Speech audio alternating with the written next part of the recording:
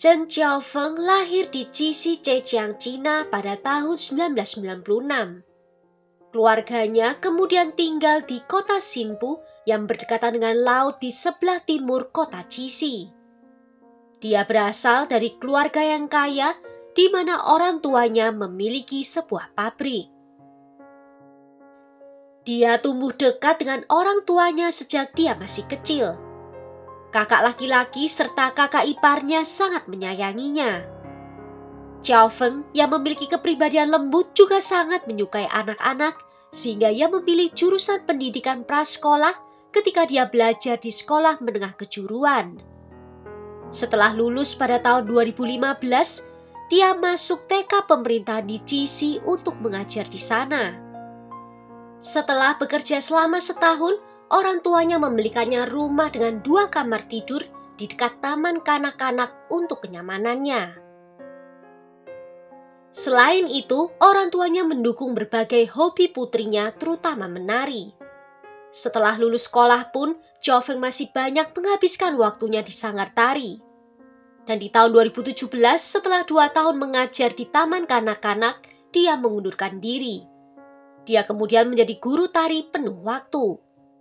Orang tuanya merasa khawatir dengan perjalanan pulang pergi bekerja setiap harinya yang lebih jauh, sehingga mereka membelikannya sebuah mobil mewah, yaitu mobil Mercedes-Benz.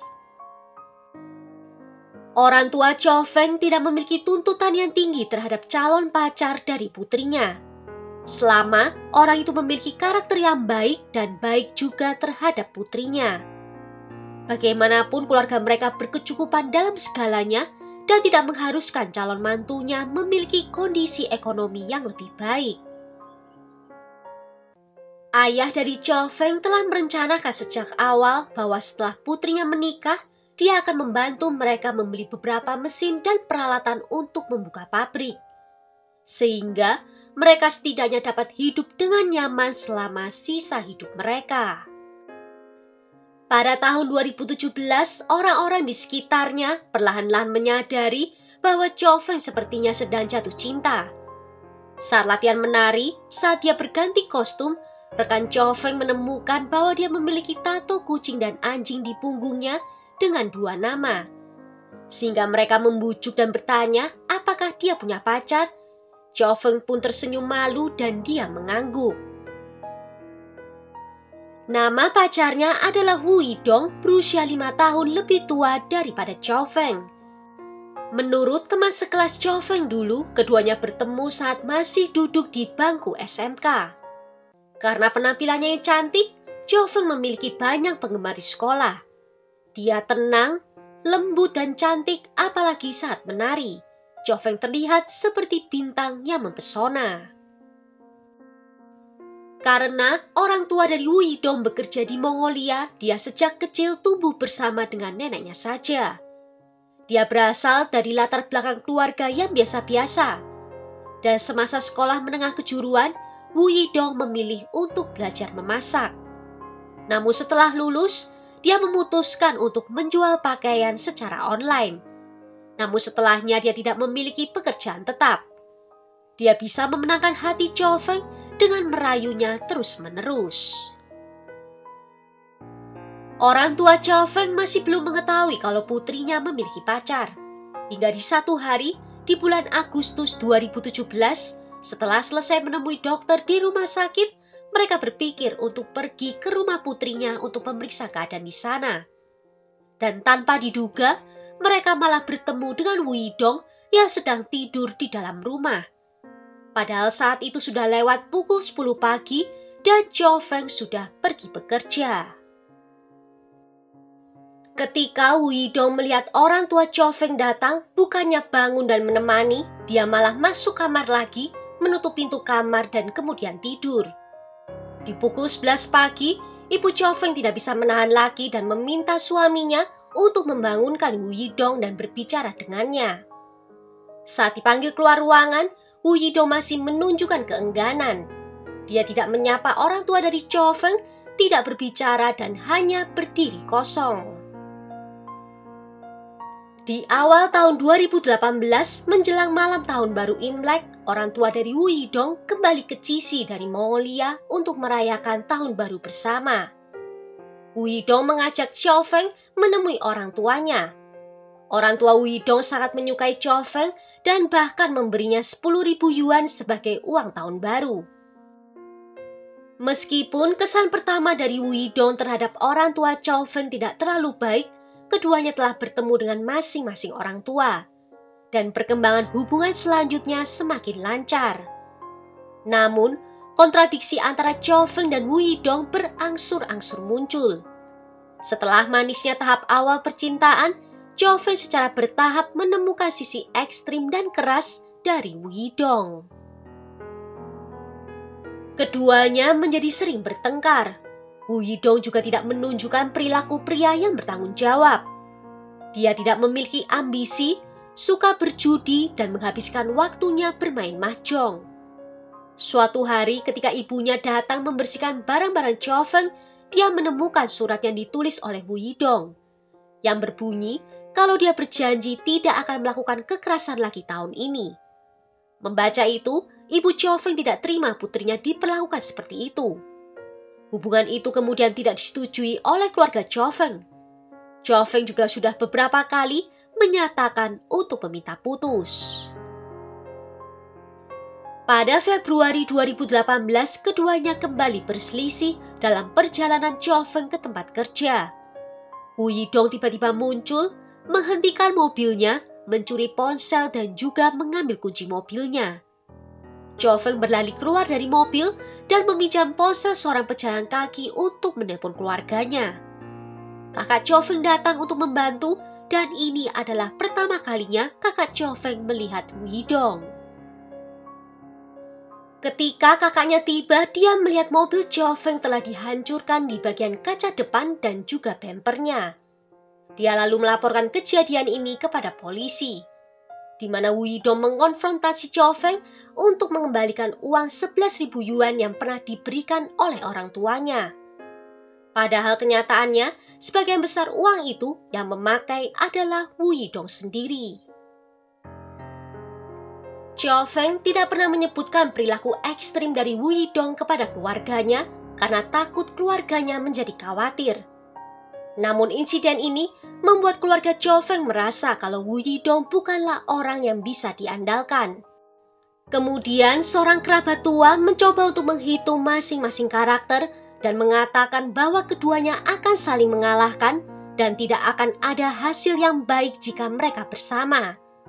Keluarga Xiao Feng mulai menentang kelanjutan komunikasi dari Xiao Feng dan juga Wu Yidong. Suatu pagi di bulan April 2018, Xiao Feng menelpon kakaknya lagi sambil menangis, mengatakan bahwa pintu rumah telah dirusak oleh Wu Yidong dan meminta kakaknya untuk segera datang. Sebelum kakak Xiao Feng datang, Wu Yidong sudah melarikan diri sambil membawa baju, kartu identitas, paspor, dan beberapa barang pribadi milik dari Xiao Feng. Kejadian ini juga dilaporkan kepada polisi. Namun setelah setiap selesai pertengkaran dan konflik, Wu Yidong akan datang sambil menangis dan memohon pengampunan, bahkan berlutut dan berkata bahwa Xiao Feng adalah cinta dalam hidupnya. Dan tanpa Xiao Feng, dia tidak akan bisa hidup sehari pun. Xiao Feng tak tahu merespon apa dan selalu memberikan kesempatan lagi pada Wu Yidong. Di tanggal 26 Mei 2018, keduanya pergi ke Hangzhou untuk pergi berjalan-jalan. Wu Yidong secara tak sengaja merekam video Xiao Feng di atas kapal dan kemudian mengunggahnya ke akun Douyin, yaitu akun TikTok versi Cina. Video tersebut menjadi populer dan mendapat lebih dari 1,8 juta like. Kepopuleran video itu membuat Wu Yidong lupa diri. Dia mengira kalau hal ini bisa jadi peluang bisnis. Maka dia membujuk Xiao Feng untuk terus merekam video baru. Dalam 1 bulan, 59 video telah diunggah, dan sebagian besar video itu menunjukkan Xiao Feng sedang menari. Akun itu berhasil memperoleh lebih dari 400.000 pengikut. Xiao Feng berpikir kalau dia melakukan ini hanya untuk bersenang-senang, namun Wu Yidong punya pemikiran lain. Setelah penonton semakin banyak, dia mulai menerima pemasangan iklan untuk mendapatkan uang. Hal ini membuat Chao Feng pun mengadu kepada temannya. Temannya mengingatkan bahwa Wu Yidong mungkin menggunakan dia sebagai alat untuk menghasilkan uang. Pada 20 Juni 2018, Chao Feng kembali bertengkar dengan Wu Yidong. Di pukul 2 pagi, Wu Yidong mentransfer lebih dari 10.000 yuan dari Alipay-nya Chao Feng. Ketika Chao Feng bangun dan menemukan bahwa uangnya telah ditransfer, dia mengusir Wu Yidong keluar dari rumah karena merasa marah. Wu Yidong kembali marah karena diusir dan mendobrak pintu rumah itu. Merasa tidak berdaya, Chao Feng memanggil kakaknya lagi untuk meminta bantuan. Keluarganya mulai khawatir kalau sesuatu akan terjadi pada Chao Feng, dan mereka berharap Chao Feng bisa kembali ke rumah untuk tinggal bersama dengan orang tuanya. Di akhir Juni 2018, Chao Feng pindah kembali ke kampung halamannya dan keluarganya segera mengganti seluruh kunci pintu rumah mereka. Dan seminggu kemudian, ibu Chao Feng menjual rumah lama Chao Feng dengan harga yang murah. Dari pesan yang dikirimkan oleh Wu Yidong kepada Chen Chao Feng dapat diketahui bahwa suasana hatinya sangatlah tidak stabil. Terkadang dia mengatakan kalau dia mencintainya dan tidak bisa hidup sehari pun tanpanya, namun terkadang akan mengancam dengan mengatakan kalau dia akan membunuhnya. Pada tanggal 26 Juli, Chao Feng sedang berjalan-jalan dan mengobrol dengan teman lawan jenis di sebuah taman. Wu Yidong tiba-tiba keluar dan menyerang teman lawan jenisnya dengan sebuah senjata tajam. Chao Feng menjadi sangat ketakutan sehingga dia segera memanggil polisi. Sejak itu, Chao Feng semakin ketakutan setiap hari. Dia enggan memberitahu keluarganya tentang hal itu karena takut keluarganya menjadi khawatir. Namun, ibu Chao Feng mendengar percakapan antara Chao Feng dengan sahabatnya. Dia lalu curiga bahwa Wu Yidong mungkin sering menguntit Chao Feng. Dia mengkhawatirkan keselamatan putrinya sehingga dia tidak mengizinkannya mengemudikan mobil sendiri dan selalu mengantar putrinya ke dan dari tempat kerja setiap harinya. Namun, perlindungan dari orang tuanya itu tidaklah sempurna. Di pagi hari sekali pada tanggal 1 Agustus, Wu Yidong mengirimkan pesan kepada Chao Feng untuk meminta bertemu. Tetapi Chao Feng tidak membalasnya. Di sore harinya, Wu Yidong menjadi menggila. Dia mengirimkan banyak pesan teks berisi makian, mengatakan kalau Chao Feng membuatnya kesal dan meminta mereka untuk mati bersama. Di sekitar pukul 5:30 sore, Chao Feng mengirimkan pesan teks kepada ibunya, mengatakan bahwa dia punya janji dengan seorang teman untuk menonton film, dan mengatakan untuk tidak usah menjemputnya. Ibu Chao Feng membalas meminta putrinya untuk berhati-hati. Tidak pernah dia pikirkan bahwa itu akan menjadi pesan terakhir yang pernah dikirimkannya kepada putrinya. Di sekitar pukul 8 malam, Wu Yidong bersembunyi di dekat tempat Chao Feng bekerja. Diam-diam menunggunya untuk pulang bekerja hanya untuk melihat Chao Feng keluar dan lalu masuk ke dalam bus. Wu Yidong mengikutinya dari arah belakang dengan mobilnya. Chao Feng kemudian sadar kalau Wu Yidong mengikutinya dan buru-buru turun dari bus dan berlari ke kawasan bisnis Sinduhui. Dia mengira ada banyak orang di sana sehingga Wu Yidong tidak akan berani bertindak gegabah. Melihat itu, Wu Yidong juga segera keluar dari mobil, mengenakan masker, menyusul Chao Feng dengan membawa senjata tajam. Dia lalu meraih Chao Feng dan dengan paksa menariknya ke sebuah toko yang sepi. Dan kemudian menikam perut dan leher Chao Feng berulang kali. Pada akhirnya Chao Feng meninggal dunia karena kehilangan banyak darah. Dia ditikam sebanyak 16 kali oleh Wu Yidong. Setelah pisau menusuk tubuh Chao Feng, Wu Yidong memutar pisau itu mengakibatkan banyak luka berbentuk segitiga di leher dan juga perut Chao Feng. Seluruh kejadian mengerikan ini hanya terjadi kurang dari 3 menit yang singkat. Dan di pukul 9:30 malam, Wu Yidong menyerahkan diri karena dia tahu kalau dia sudah terpojok. Pada tanggal 3 April 2019, 8 bulan setelah kematian Cho Feng, sidang pertama kasus ini digelar. Ketika Wu Yidong menyatakan pembelaannya, dia berkata bahwa dia hanya ingin menakut-nakuti Cho Feng dengan pisau malam itu dan mengancamnya untuk meminta damai. Tanpa diduga begitu Cho Feng melihatnya, dia menelpon polisi. Dan Wu Yidong tidak ingin Cho Feng menelpon polisi yang membuatnya pikirannya menjadi kosong dan segera menusuknya. Wu Yidong dengan berani mengatakan bahwa ibu Cho Feng biasanya menjemputnya. Dan jika ibu Cho Feng menjemputnya pada hari naas itu, putrinya tidak akan meninggal dunia. Kata-kata ini langsung membuat ibu Cho Feng yang hadir di pengadilan menjadi pingsan karena terlalu marah. Ketika keluarga Cho Feng sedang memeriksa barang dari Cho Feng, mereka menemukan bahwa hanya tersisa 6 sen di rekening banknya. Padahal Cho Feng berpenghasilan lebih dari 10.000 yuan per bulan dan dia juga tidak boros dan tidak menyukai barang mewah. Yang berarti uangnya habis diambil Wu Yidong. Dalam ponselnya juga penuh dengan pesan teks kasar dari Wu Yidong. Dan mereka jadi mengerti ancaman dan pelecehan yang dialami oleh Cho Feng dalam setengah bulan terakhir setelah keduanya putus sepenuhnya.